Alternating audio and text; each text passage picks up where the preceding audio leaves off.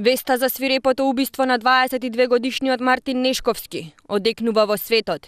Младите се обединија и ќе бараат правда за Мартин додека надлежните институции не понесат одговорност. Представник на граѓаните кои протестираат против полициската бруталност беше вклучен во живо на линкот на Ал Джазира на англиски јазик. It seems that people having access to free information is actually forcing governments to be.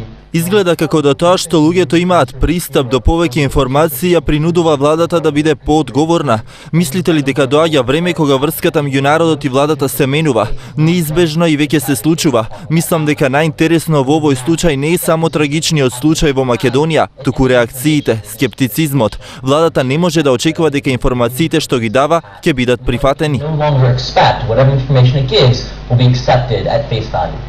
Како што рече и Дејан Велковски, координаторот за комуникација со медиуми кој се вклучи во емисијата на Ал Джазира. Протестите биле иницирани од убиството на Мартин Нешковски, но се и протести против полициската бруталност. Правдата за Мартин ке се бара и денеска, со почеток во 18 часот на истата локација.